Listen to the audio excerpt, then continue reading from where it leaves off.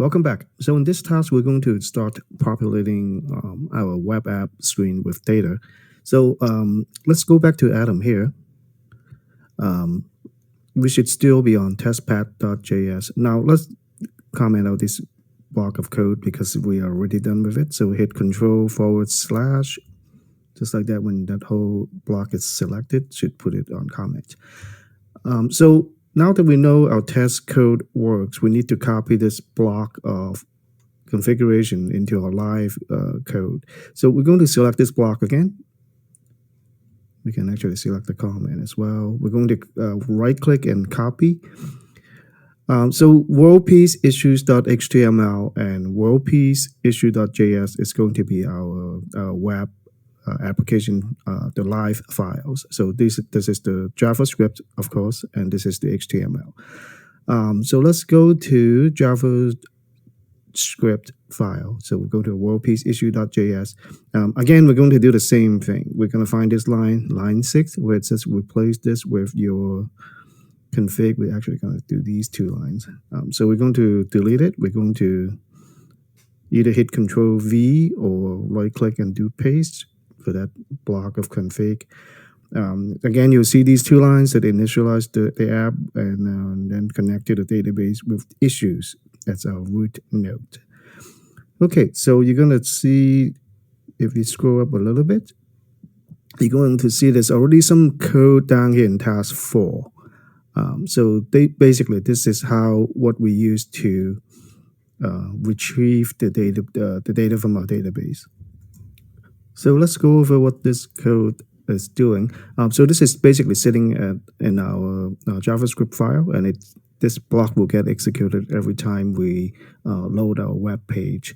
So here we have root ref, which is again a reference to our root node issues, and on is a function. It's basically an event listener, and this is the name of the event. Now, there are other events as well. For example, if a child node is added or removed, value is anytime there's any changes in our data tree, we will get this will get called. So there are two callback functions in this body here. One is when they give you the entire snapshot of the data tree.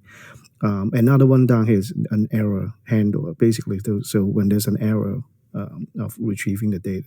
So we're on this one up here. So it's going to call this function with a snapshot, which is a data snapshot provided by Firebase. So we're going to get the element of the table that we're going to display this from the HTML file, and we're going to create rows for each issues. So there's a loop here for each. It's, of course, if you're familiar with JavaScript, it takes an array and basically just call this function with each of the elements in the array, which is child. Now the issue, it's going to be that when we do a val, it means we're getting the value and not the key of that issue. We're going to get those 3 elements. But we're going to console log it and see what it looks like first, so we know how to code it. So go ahead and hit Control S to save this. Make sure that dot goes away. And we're going to copy, this time we're going to copy this node, actually this file, worldpiece issues.html. We're going to right click and do copy full path. All right, now we're going to go back to Chrome. We're going to open a new tab. We're going to run our test application, our web application for the first time now. So we're going to right click and then do paste and go. And here you go. Now, of course, it's empty because we haven't created the rows for the table HTML code yet. So, but if you go to this 3 vertical dots, go to more tools, go down here to developer tools. Remember we console log. So you might have this tab up here. So if the console is not the active tab, just click on console.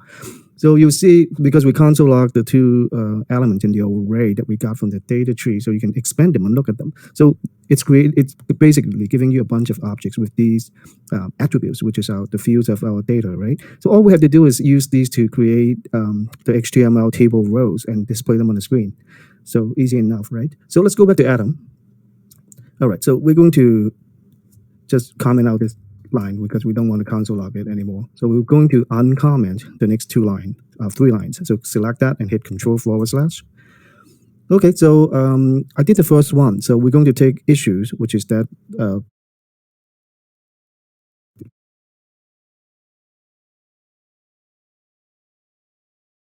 basically the object with those three attributes. I'm going to take the severity, and I created a table cell for it.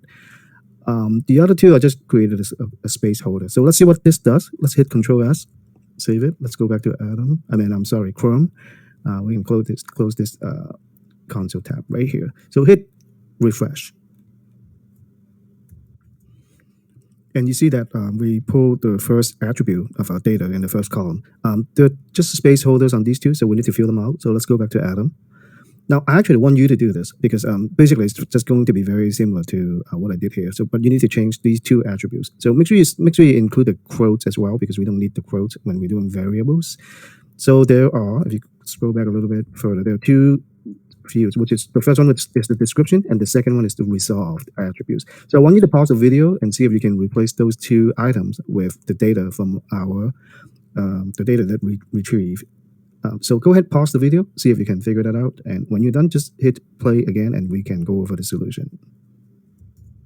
Welcome back. Hope you did okay. So it should be pretty simple. All you need to do is just replace this whole block with issue, description, and then let's go further down here.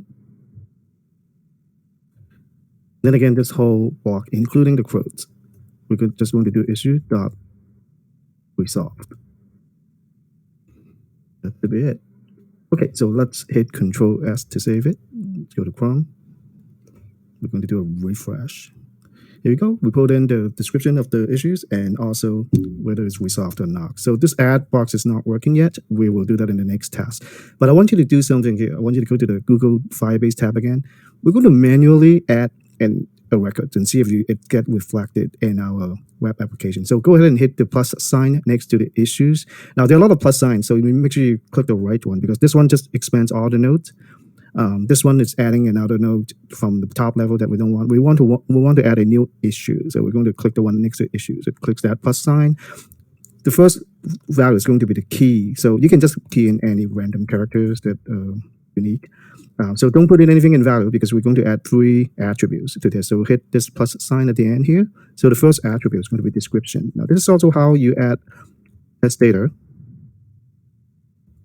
manually. So let's go over here to value. We're just going to say, you can put whatever you want. I'm just going to put I am new. Okay. Then go up here next to name this one, the key again. So we're going to add another attribute. We're going to add resolve. We're going to say no. You don't have to put quotes in them. Firebase already knows it's text and it will just put the quotes in for you. So add one more. We're going to say severity. This time we'll say major. Then we'll hit this button here, add. Let's add another node in the tree. So let's see what happens in our web application, which is this tab here.